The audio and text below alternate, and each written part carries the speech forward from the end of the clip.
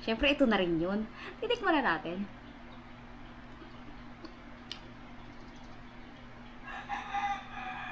Ang sarap. Parang yung nabibili rin sa mga bakery. Kay Mang Dad.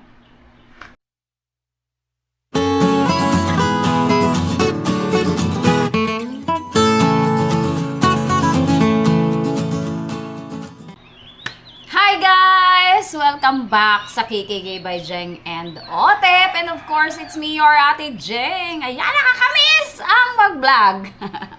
Ang tagal, di ba, bago makapag-vlog ulit. Ayan, meron tayo ngayong gagawing dessert. Wow, dessert pa merienda, pero dessert talaga ito. Ito ay ang ating, tingnan nyo naman, blueberry cheese cream. Cream cheese wala. Blueberry cream cheese. Cream cheese yan, tapos blueberry. Parang ganito yung gagawin natin. Yan, yung nasa drawing. Ito, yan. Ito yung kitang-kita. Yan, ganyan.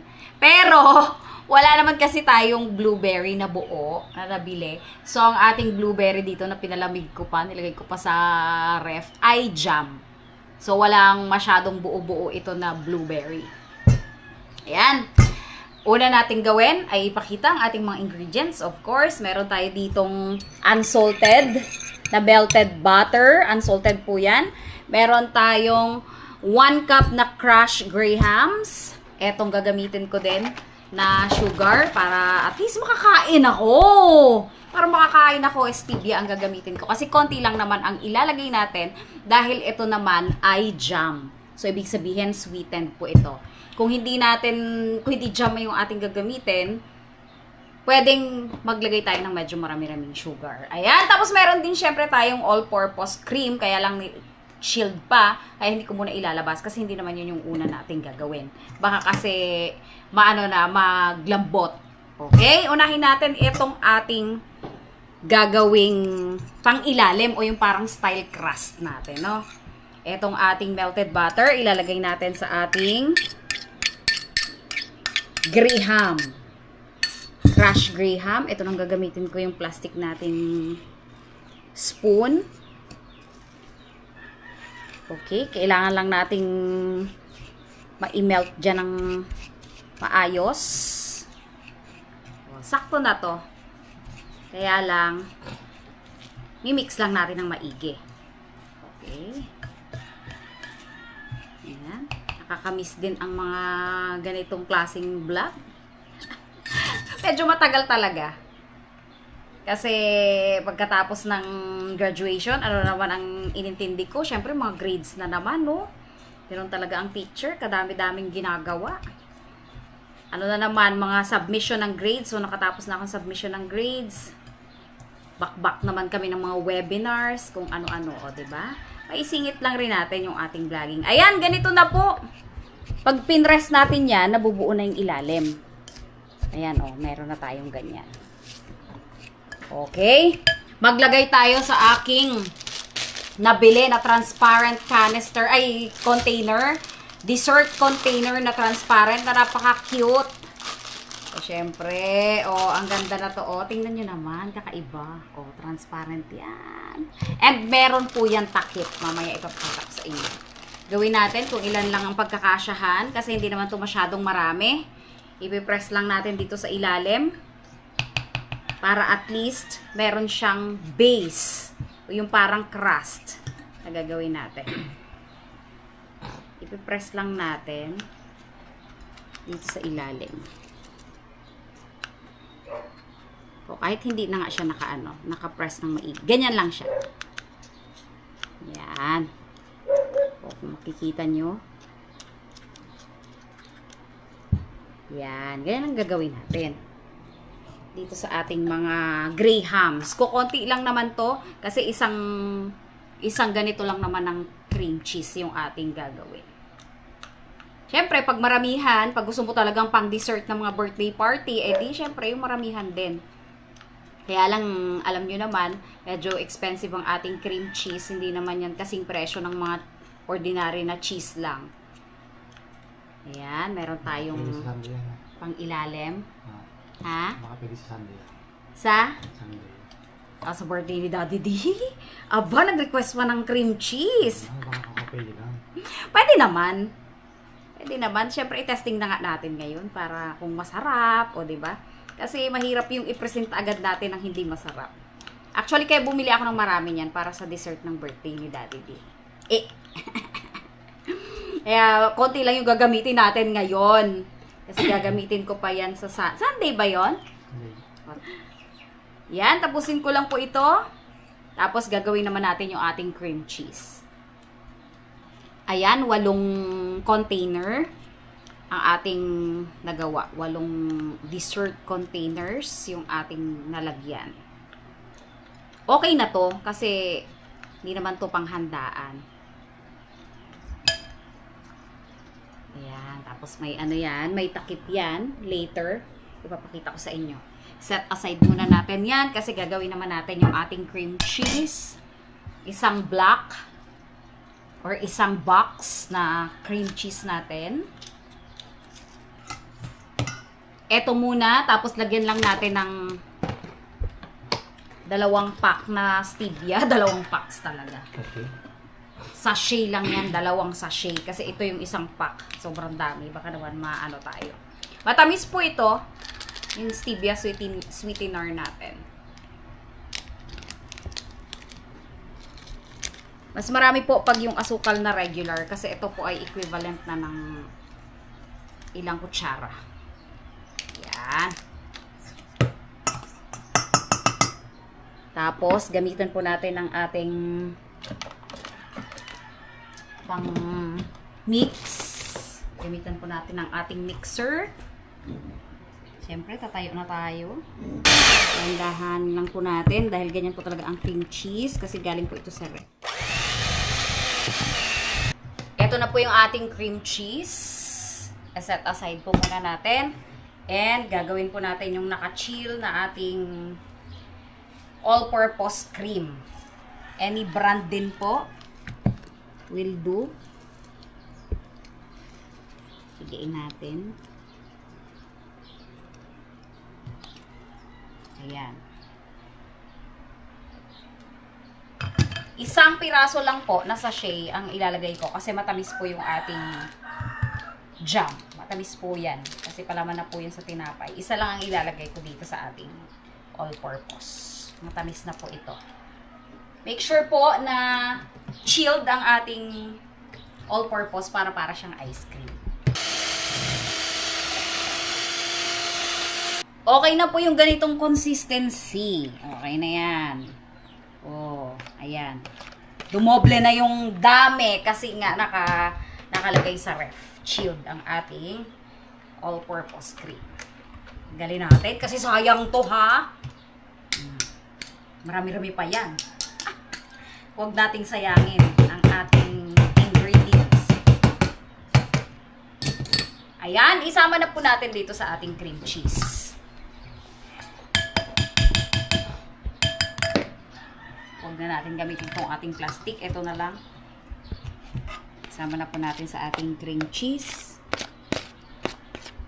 Para naman mailagay na natin sa ibabaw. Ayan. Siyempre, simutin pa rin natin. Hindi pwedeng hindi simut. At sayang.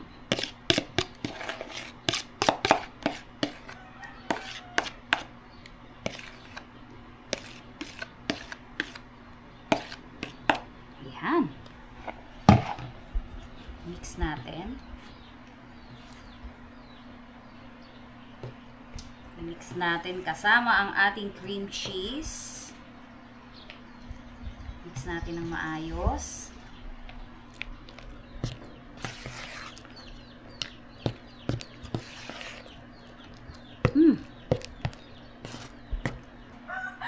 And kung makikita nyo, meron tayo ditong piping bag. Piping plastic lang na nakalagay sa ating baso. Kasi ilalagay ko yan dyan para naman mas mabilis na ilagay dito. Hirap kasi pag nakakutsara. Baka hindi mailagay ng maayos kasi nga liliit nung lalagyan natin. Okay, pwede na to. Ilagay natin. Lagay natin dyan.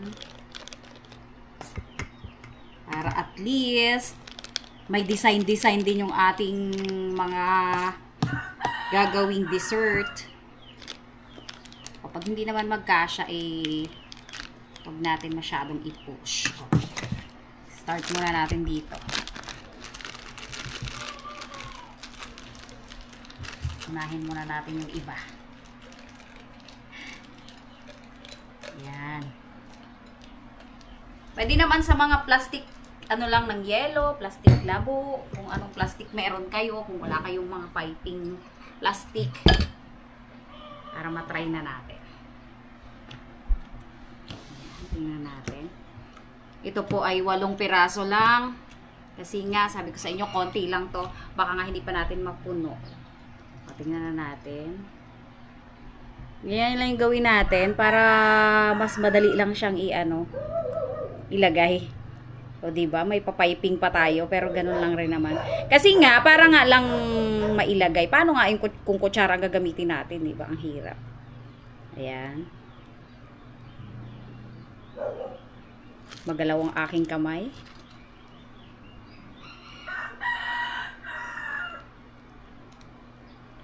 Kagaling ko mag-design eh. Oh. Parang konti nga lang tong ating Okay.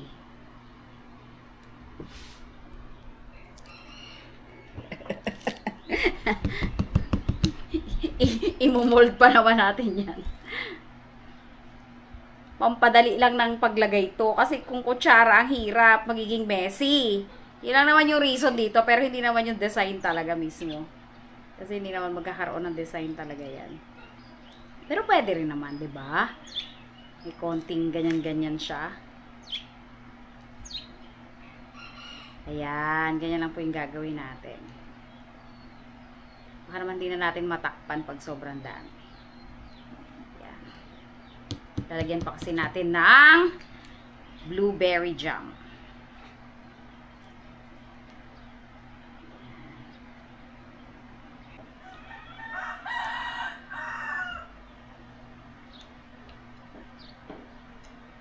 Ayan. Ayusin po natin. I-flat lang natin yung itaas. At hindi po siya nakaabot ng 7. 6 at konti lang siya. So, ito ay kukunin ko na lang rin. Ilipat ko na lang sa iba. Pwede ko namang ihalo na lang dito sa iba. Kasi nga, konti lang. Konti lang yung ating, isa lang yung cream cheese natin. 150 ml po kasi itong lalagyan. So, medyo malaki-laki po itong lalagyan natin. Hindi yan yung ordinary na mga salad container. Mas malaki po yan. Ng konti. Kasi po ito ay pang business na lalagyan. Di ba? Kung halimbawa gusto nyo mag-business, maganda yung mga lalagyan na ganyan. Ay, ito hindi masyadong siksik. Natin, kunin natin yung laman niya. Yan. Para po, madami-dami ang malagay nating jam. Hindi natin masyadong pinuno. Meron tayo dito isang malinis na kutsara para sa ating jam. Ito po ay lagyan din natin to. Medyo matamis talaga. Yan, ganyan lang ang gagawin natin. Lagyan natin sa ibabaw. Ilagay natin. Imbis na bilog-bilog po, wala po tayong bilog-bilog. Pero blueberry na blueberry din po ang lasa na to. Kasi dati na tong, bata pa lang si Otep, binibili na namin to na palaman. Gusto niya kasi mga fruity na palaman. Ayan. Hindi yan bilog-bilog. Pero at least, blueberry ang lasa niya. Yeah.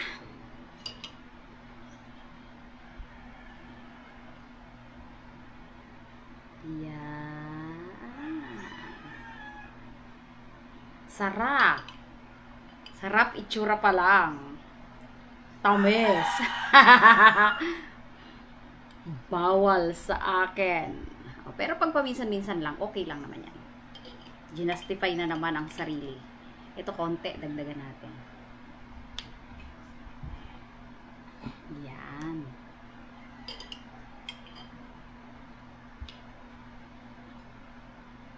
Yan! O, diba?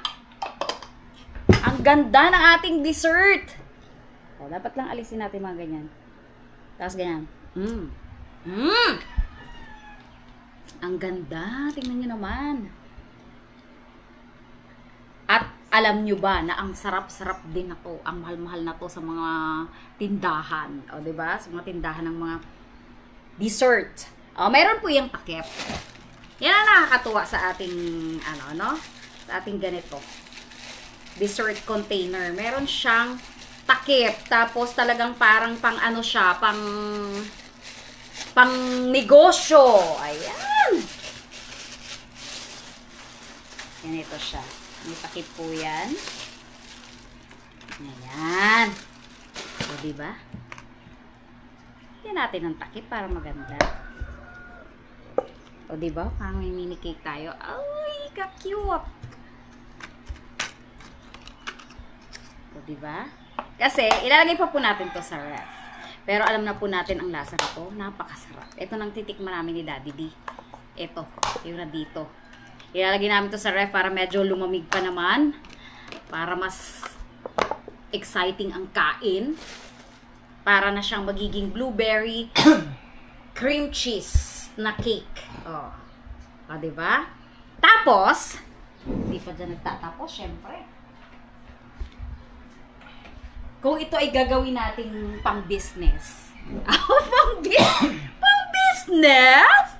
O, meron tayo mga ganyan pa. Pasampol lang to. O, yan. Pasampol natin, no? Ka-cute. O, meron tayong pa ganyan.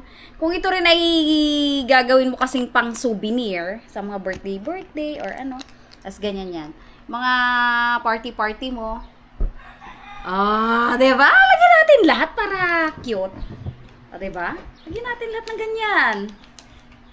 Para meron tayong pang design. O. Kita nyo yan? Nakita nyo ba yan? Napaka-saucy naman ang dessert na yan. Pero hindi ganito ang gagawin ko sa birthday ni Daddy D. Magastos to, magastos. Ang gagawin natin ay i-display natin na para siyang para siyang pang-business talaga. O, diba? O, ang cute, o. Lagyan natin ng kunyari, pinapak natin na parang pang-business. Ganyan lang naman po talaga yung mga nagbi-business. Tapos, may mga deliver, yung ganyan, i-deliver siya. Pero hindi rin to nga lang po pwede, yung talagang i-ship. Syempre, alangan namang i-ship mo yan. O. Malulusaw kasi yan. Yan katulad ng ibang mga pistachio na si-send via online. Ito hindi. Oh, 'di ba? Ang ganda. Tingnan niyo naman po. Ganyan lang. Oh, mga idea na 'yan para sa mga souvenir natin. Pwede yan sa mga birthday party, mga birthday ng mga anak natin o kahit na ano pa mang mga occasions. Syempre siksikin niyo lang 'to. Syempre first time naman natin gumawa ng ganito. Pero ang ganda ng lalagyan talaga. Ito talaga yung the best. And, the best part, ang pagtikim. Ang pagtikim. Yung grahams namin dito may sobra pa. Pero may grahams mo to sa ilalim. Siyempre, ito na rin yun. Titikman na natin.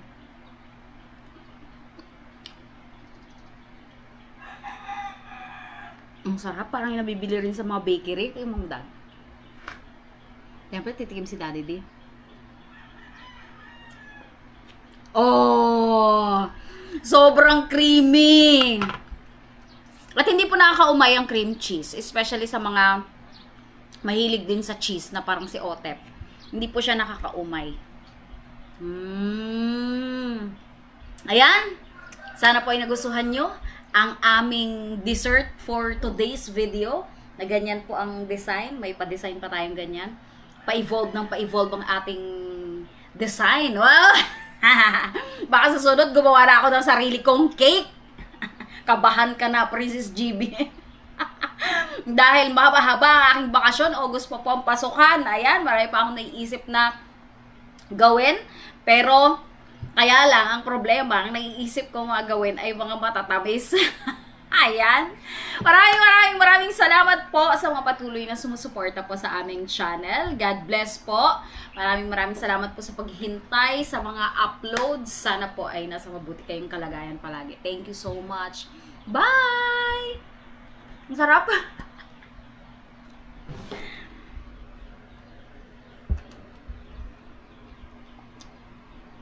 Baka masobrahan. Ang tamis. Ang tamis yung jam.